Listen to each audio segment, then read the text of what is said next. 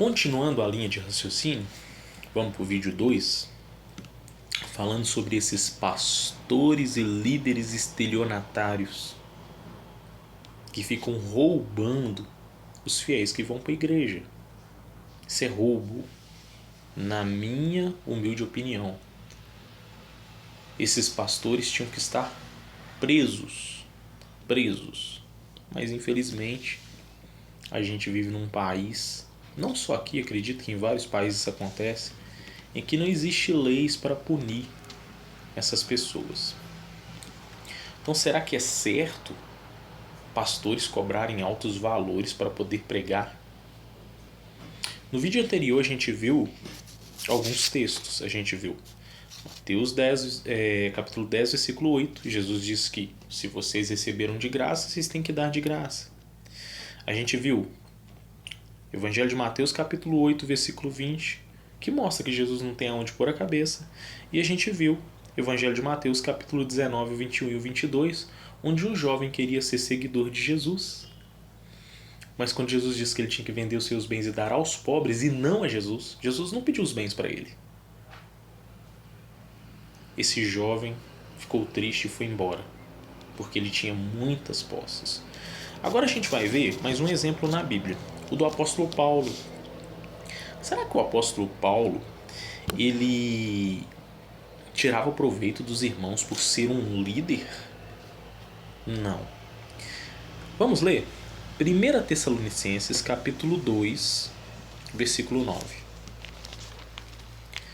Primeira carta de Paulo aos Tessalonicenses, capítulo 2, e o versículo 9 diz assim: olha que interessante que Paulo disse. Vocês certamente se lembram, irmãos, do nosso grande esforço e trabalho árduo. Nós trabalhamos noite e dia para não sermos um peso financeiro para nenhum de vocês ao pregar-lhes as boas novas. Segundo o apóstolo Paulo, ele não queria ser um peso para os irmãos. Porque na cabeça de Paulo ele pensava o seguinte: os irmãos têm família, eles têm que comprar mantimento, remédio, roupa, eles já têm despesa. Eu não posso ficar dando despesa para os irmãos. Então ele diz aqui que ele não queria ser um peso financeiro para os irmãos. Ele procurava trabalhar para suprir suas próprias necessidades. Então um pastor hoje, ou um líder religioso, seja de qual igreja for, ele não precisa ser um peso para as pessoas da igreja. A igreja não tem que sustentar ele. Ele pode ser pastor nas horas vagas e nas horas livres ele pode trabalhar. Ele pode ser um pedreiro, um eletricista, um encanador, um médico, um advogado. Ele pode trabalhar e, nos seus momentos vagos, ele vai servir a Deus. É isso que diz lá em Mateus capítulo 6, versículo 33. Coloquem o reino em primeiro lugar na sua vida e as outras coisas lhe serão acrescentadas. E se você ler o contexto lá fala de comer, de comida, bebida, roupa. Cita o exemplo dos lírios do campo, que nem Salomão em toda a sua glória se vestia como eles. Então você não precisa tirar dinheiro do fiel para suprir as suas necessidades. Isso é errado. Um dia todos vocês terão de prestar contas a Deus pelo que vocês estão fazendo, roubando os fiéis da igreja. Quer ver mais um texto? Agora a gente vai ler capítulo 3,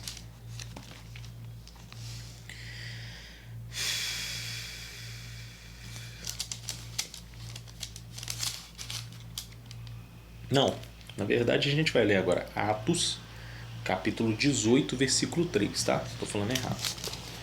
Livro de Atos. São muitos textos que eu gostaria de considerar, mas o tempo é muito curto, gente. Muito curto. Se vocês reparar aqui, todo o assunto eu abordo em 3 vídeos de no máximo 10 minutos para não ficar muito grande. A gente vai ler Atos capítulo 18. Será que Paulo tinha profissão? Ou será que ele ficava mamando nas tetas dos fiéis? Não, ele não ficava não. Diz assim: Atos capítulo 18, versículo 3. E visto que tinham a mesma profissão, ficou na casa deles e trabalhou com eles, pois eram fabricantes de tendas. Paulo fabricava tendas para pagar as suas despesas. Ele não ficava escorado nos cristãos. Ó, pessoal, preciso de dinheiro para comer, para comprar roupa, para pagar um local para me dormir, não. O apóstolo Paulo fabricava tendas.